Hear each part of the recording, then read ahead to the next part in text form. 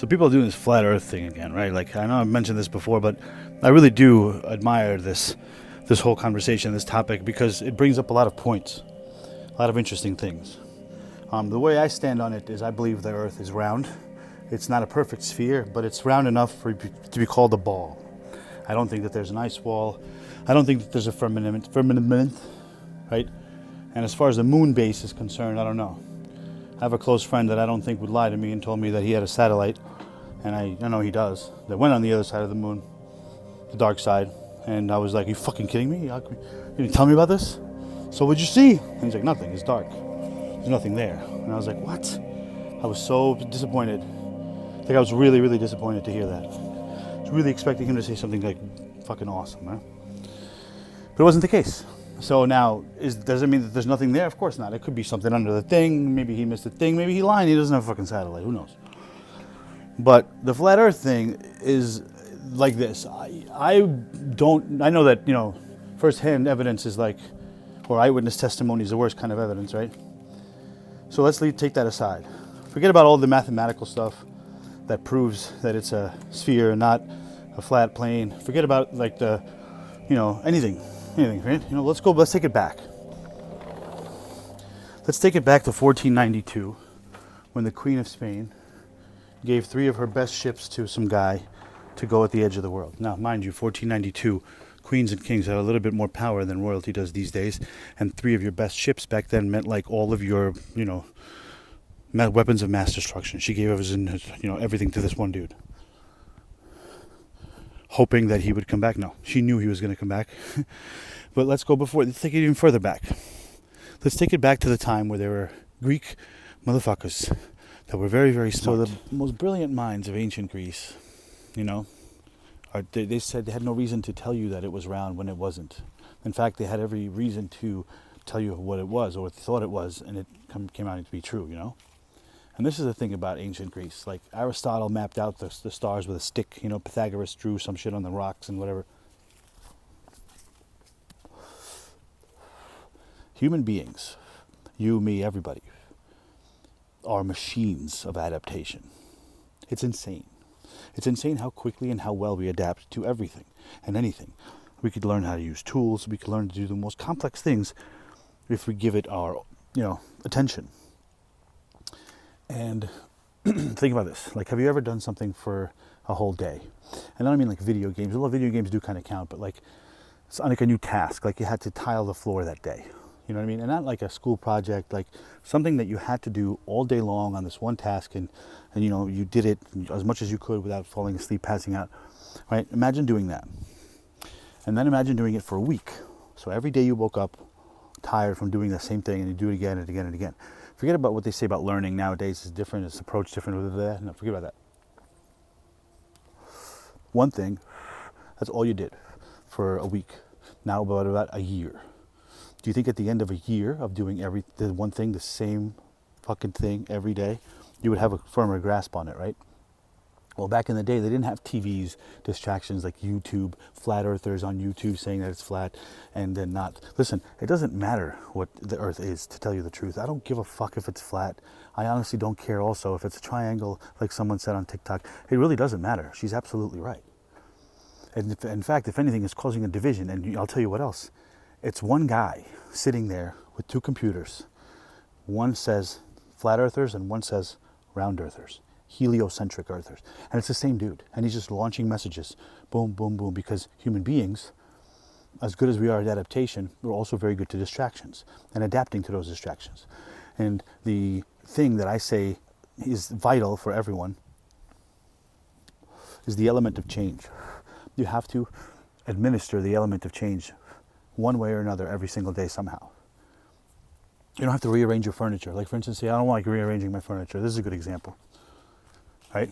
I don't want to rearrange my furniture. I like my furniture the way it is. Fine, you don't have to rearrange it. Leave it the way it is. But when you walk into the living room or wherever it is that you're walking, change your approach. So instead of going this way to the left of the couch, go to the right of the couch. And if you forget about it, put a chair or something to obstruct your way so you will go the other way. It's going to be annoying for a day or two, it will. But then after a week, you won't even realize. You won't even notice that you're taking a different way because that has become now your standard. That is how quickly you adapt. And the more you're distracted from that thing, the quicker you adapt to it, because out of sight, out of mind, it becomes a habit. First, we have to focus, and then it kind of back burner. This is why all of this manifestation, Joe Dispenza, you are what you think type shit works, because it's the same thing, right? It's the same exact thing. And the more division, the more conflict there is, these distractions become our adaptations. You know what I mean? Most people in this world are not happy. They're not happy. They're just living. But the part is, the fucked up part is that a lot of those people don't know it. There's so many influences, adaptations, and things that happen to them, for them, because of them, that they adapt to, and then they forget. And they completely forget that it was there as an obstruction. And then there's this division that's being constantly put forth. Why is there a division? Why is it necessary for the news to retract statements? Why is it necessary to have a red and a blue in politics when it's all the same guy? It's the same fucking person. It doesn't matter who you vote for. It's still going to be the same. You're not going to reap or pay anything extra or less. It's the same shit because it's the same people. I don't give a fuck what you tell me. And the fact that you're arguing about it is what the problem is. Because what happens when human beings don't argue? What happens when everyone agrees on something? Usually it's fair and just. There's very rarely a giant mass of people agrees on something that is unjust to half that mass of people. Right? Usually it's like, okay, everyone come on, let's use our heads. And then But the people that are in control, that are benefiting from this situation that's happening now, will not be happy. They will turn into, like everyone else, unhappy. And everyone else will just be, no, okay. So you need this division, because human beings need to be distracted. Because if we're not distracted, we're focused on something good, our well-being. And our well-being doesn't necessarily mean the well-being of everyone else that's in charge of all these things. So, although I do like conspiracy theories, good ones, and I don't believe that Flat Earth is a good conspiracy theory. However, I don't agree with it, but it doesn't mean that you're wrong. I think you're wrong, but I don't know if you are. Because I don't know if I'm right. I don't know if it's a sphere. Every piece of evidence I have proves that it's a sphere. And every evidence piece of Flat Earther has proves that it's a flat Earth. There's just a little bit more evidence, like an exponentially larger amount of more evidence that it's a sphere. But like I said, do you, boo-boo. I'm not here to tell you you're wrong. I'm here to tell you that you have to implement change. You have to, if you are a flat earther, you have to accept the possibility that it is a ball. And I, like a ball earther, have to accept the possibility that it is flat. And I do. There is 100% a possibility that it's flat. I don't know if it is. But there's a possibility. There's a possibility we're not alive right now. There's a possibility that this is all fucking electrical computer simulations.